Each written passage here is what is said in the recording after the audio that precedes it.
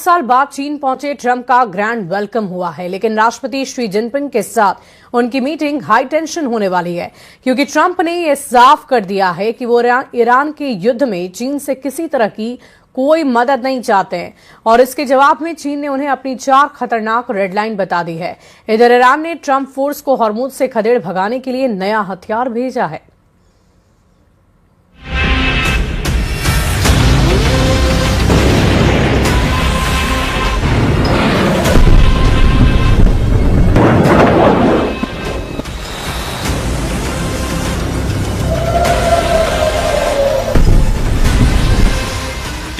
Missile launching site,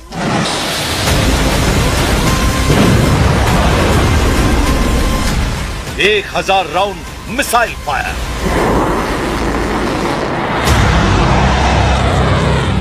America Israel पर सबसे भयानक हमला।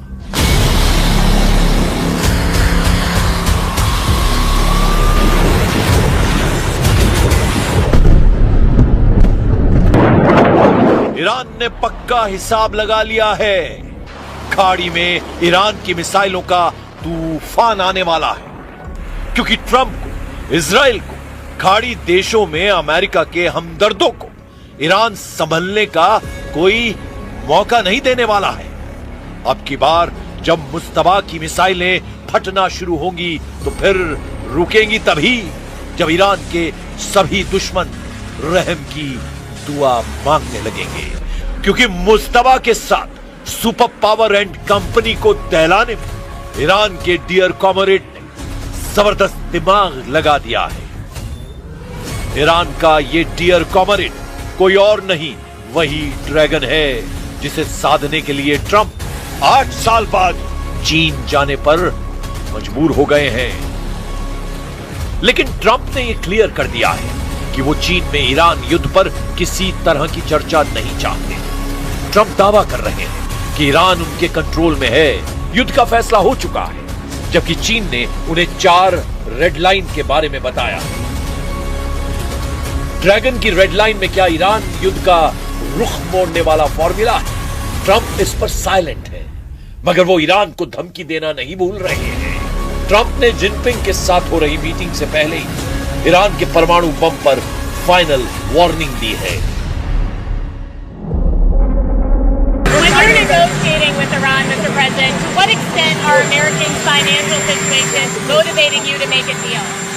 Not even a little bit. It's the only thing that matters when I'm talking about Iran. They can't have a nuclear weapon. I don't think about Americans' financial situation. I don't think about anybody. I think about one thing. We cannot let Iran have a nuclear weapon. That's all. That's the only thing that motivates.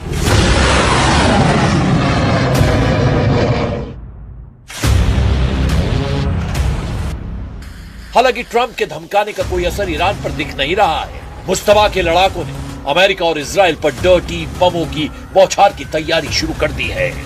Media reports में दावा किया जा रहा है कि Iran dirty बम में TNT जैसे विस्फोटकों के साथ एनरिच्ड यूरेनियम को मिलाकर विनाशकारी हमलों की कोशिश में जुटा है। अगर ईरान का यूरेनियम लोडेड डर्टी बम फटा तो बड़े इलाके में रेडियोलॉजिकल जहर फैलेगा, जिससे महातबाही मच सकती है। ईरान ने हॉर्मुज में ट्रंप नेवी को मार भगाने के लिए नया हथियार भी निकाला है। ईरान ने सबसे खतरनाक अंडर वाटर ड्रोन नारवेल को हॉर्मुज में तैनात कर दिया है। नारवेल एक ऑटोनॉमस अंडर वाटर ड्रोन है। रेवोल्यूशनरी लड़ाकों ने दावा किया है कि उनका ड्रोन गुप्त हमला करने वाला हथियार है। 8 से 9 मई 2026 के बीच हुए एक टकराव में नारवेल ड्रोन ने एक अमेरिकी विध्वंसक को निशाना बनाया था। ईरानी ड्रोन ने अमेरिकी जहाज के सोनार सिस्टम को चकमा देकर उसके प्रोपेलर को तबाह कर दिया था। हॉर्मुज अभी अमेरिका ईरान का एपी सेंटर बना हुआ है।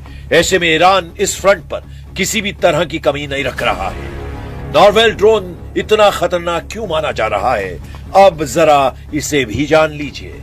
मुस्तबा का नारवेल ड्रोन लिथियम आयरन बैटरी से चलता है, जिससे इसमें इंजन का शोर न के बराबर होता है। इसी वजह से अमेरिकी नेवी के हाईटेक सोनार भी इसे पकड़ नहीं पाते हैं। नारवेल ड्रोन में सिलेक्टिव टारगेटिंग की खासियत है, यानी सिविलियन टैंकर को छोड़कर मिलिट्री वेसल और डिस्ट्रॉयर्स को ये ड्रोन निशाना बनाता है। नॉरवेल ड्रोन की स्टेल्थ तकनीक और नेविगेशन सिस्टम में रूसी और चीनी इंजीनियरिंग की बेजोड़ जुगलबंदी नजर आती है। नॉरवेल ड्रोन पानी के अंदर 300 मीटर की गहराई तक गोता लगा सकता है और घंटों तक समुद्र के नीचे घात लगा सकता है। ईरान अपने अंडरग्राउंड ड्रोन दस्ते को एक्टिव कर चुका है। रेवोल्यूशनरी नेवी ने सिग्नल दिए हैं कि हॉर्मुज से ट्रंप की नाकाबंदी तोड़ने का टाइम आ गया है।